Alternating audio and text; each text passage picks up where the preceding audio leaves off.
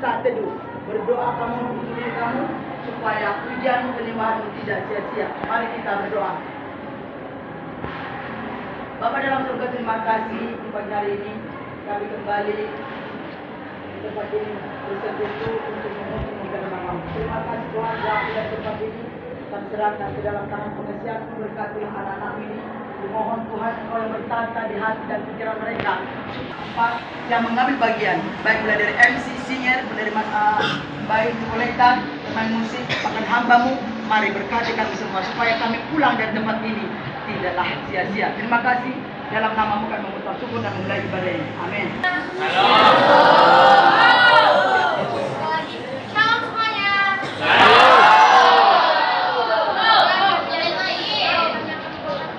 Tulis saja, nggak apa-apa. Mungkin orang tuanya begitu mengajar di rumah.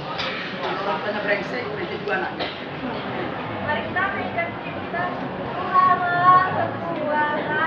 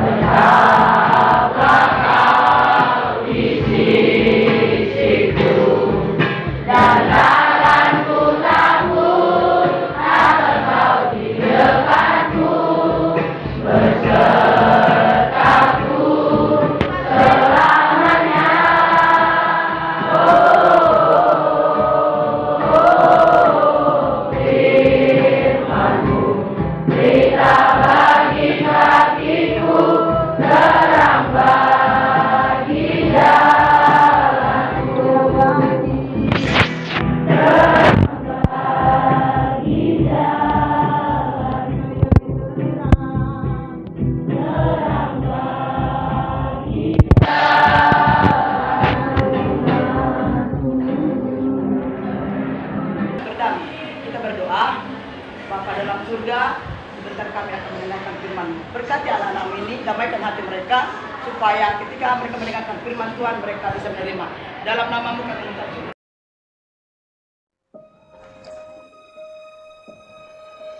Shalom saudara terkasih, kita berjumpa di dalam konten ibadah budi pekerti, bertumbuh bersama di dalam Kristus.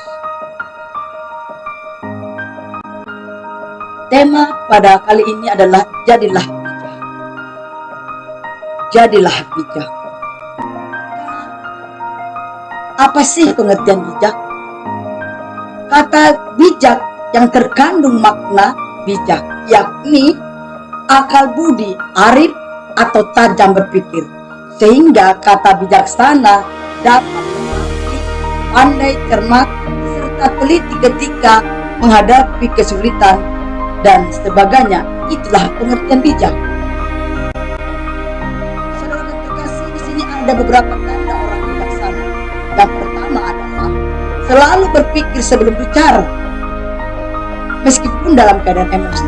Yang kedua, orang yang bijaksana akan selalu bersikap baik, mempertimbangkan dengan matang sebelum membuat keputusan. Yang ketiga adalah bertanggung jawab. Yang keempat adalah tidak mudah merasa dendam, tidak malu minta maaf terlebih dahulu. Mari kita belajar dari 4 hal ini supaya kita menjadi orang-orang yang bijak di sepanjang kehidupan kita.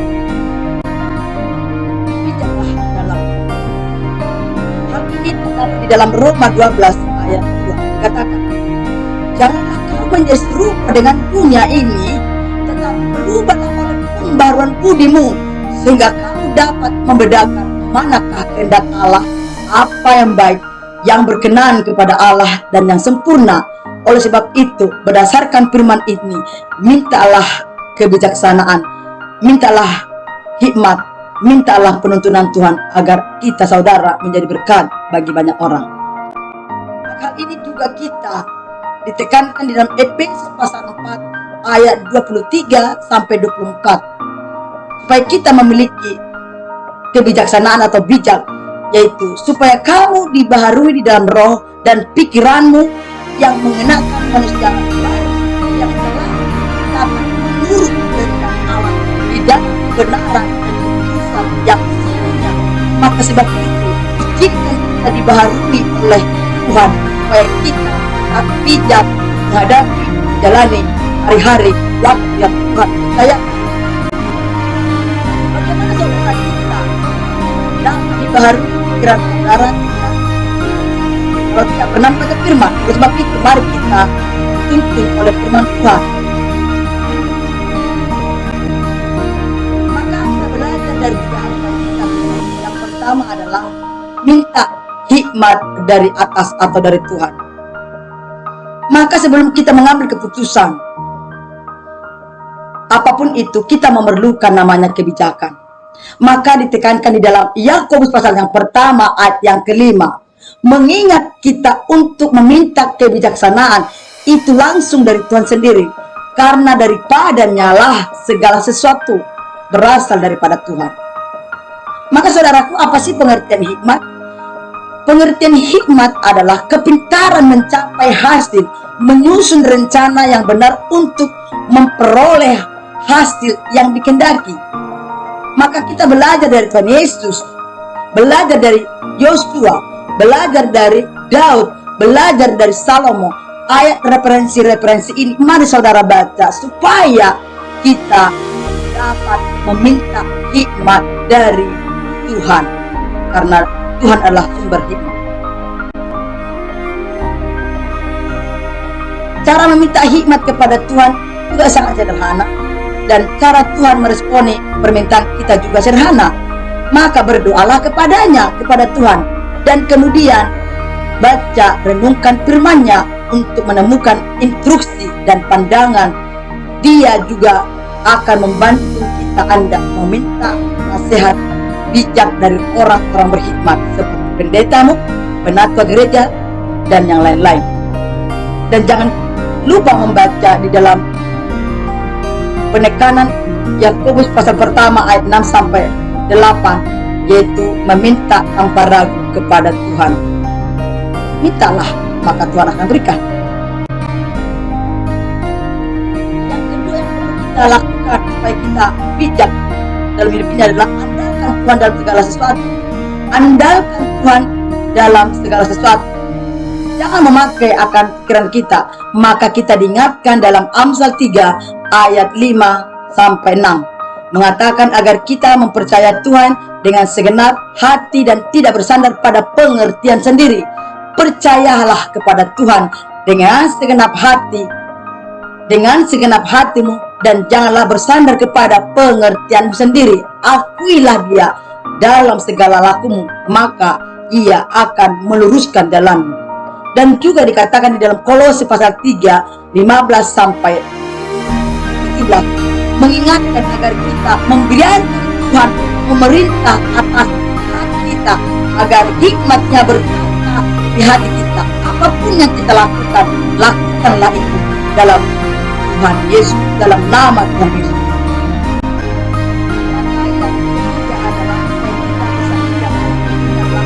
Melakukan segala sesuatu. Maka hal ini dikatakan dalam firman-Nya, permulaan hikmat adalah Tuhan, dan mengenal Yang Maha Kuasa adalah pengertian. Dari Amsal 9 ayat 10 mengingatkan kita untuk menghormati Tuhan dan takut akan Dia. Ketika kita melakukan segala sesuatu yang menyukakan Tuhan, kita pasti akan berhati-hati dan bijaksana dalam mengambil pilihan, tindakan, dan keputusan sendiri. Maka dengan itu saudaraku, diingatkan kepada kita, tidak ada cara dunia mampu membuat kita menjadi pribadi yang bijaksana selain memintanya dari sumber hikmat itu sendiri. Sama seperti Raja Salomo yang dikaruniakan hikmat terbesar di antara segala raja yang ada di dunia ini. Jadi tidak perlu lari kemana-mana. Mari masuk, hampiri Tuhan, masuk secara pribadi, lakukan perjumpaan dengan secara pribadi, minta penuntunan, minta hikmat, supaya generasi-generasi Anda, siapapun yang mendengarkan firman ini, mari lakukan, tindaklah, supaya hidup Anda penuh dengan bijaksana dan hari-harimu makin sempurna bagi kemuliaan Tuhan. Yang penting, biarkan firman Tuhan itu memenuhi dan memperbarui pikiran saudara kita setiap hari. Jika pikiran kita terpusat pada Kristus, setan tidak memiliki ruang waktu untuk melakukan manever, artinya mengganggu, intimidasi kita. Yakinkanlah bahwa Tuhan menyertai Anda saudara kita dalam menghidupi setiap firman itu. Saudara yang terkasih dalam Tuhan, demikian pemaparan pesan Tuhan bagi kita saat ini. Kiranya kita sama-sama bertumbuh di dalam Kristus. Marilah kita menjadi berkat bagi banyak. Demikianlah pemaparan ini. Terima kasih. Jumpa lagi berikutnya. Shalom. Sampai kepada anak-anakmu, supaya anak-anak ini bisa menghidupi firman itu di dalam kehidupannya. Hamba mohonkan ya Tuhan, tolong mereka, ampuni dosa-dosa mereka Tuhan, ampuni dosa-dosa kedua orang tua mereka, supaya mereka tidak tertimpa dosa-dosa orang tua mereka. Hamba sangat merindukan ada perubahan di dalam kehidupan mereka. Ini anak-anak-Mu Tuhan, ini anak-anak zaman Yeremia. Berkati mereka supaya mereka cinta mati-matian kepada Tuhan dan tidak kompromi dengan dosa. Inilah kerinduan hamba-Mu. Oleh sebab itulah Tuhan, mari Kau tolong. Demikian juga anak-anak kelas 9 yang sudah melayani ketidaksempurnaannya, mari Kau pakai mereka supaya untuk pelayanan berikutnya, baik di gereja masing-masing, mereka semakin antusias, mereka semakin percaya diri, mereka makin cinta mati-matian kepada-Mu. Terima kasih Tuhan Yesus. Bahkan Tuhan Yesus, persembahan yang mereka berikan, mari Engkau berkati, Engkau tilik segala kerinduan mereka. Tuhan bela setiap pekerjaan-pekerjaan orang tua mereka. Engkau berkati kedua orang tua mereka, kesehatannya, pekerjaan apapun itu Tuhan, mari Engkau berkati. Bahkan Tuhan Yesus, bangsa dan negara ini kami serahkan ke dalam tangan-Mu, kepemimpinan Presiden kami Pak Jokowi dan wakilnya beserta dengan jajarannya. Engkau berkati supaya mereka takut akan Tuhan, supaya bangsa ini dipulihkan, negeri ini diselamatkan, bangsa ini diselamatkan. Terima kasih Tuhan Yesus. Bahkan SMP dulu Kau berkati Tuhan, mulai dari pemimpin sampai penjaga sekolah dan seluruh anak-anak SMP dulu yang ada di sini Tuhan. Engkau berkati Tuhan, Engkau berkati Tuhan, Engkau berkati. Terima kasih. Mari sebelum kita menerima berkat daripada Tuhan, arahkanlah hatimu kepada Tuhan supaya pulang dari ibadah ini kamu mengalami perubahan. Mari arahkan hatimu. Setelah nanti kita menaikkan doa Bapa kita akan menyanyi. Ya, terima kasih Tuhan. Sebelum kita menerima berkat, mari kita ucapkan doa Bapa kami. 1, 2, 3.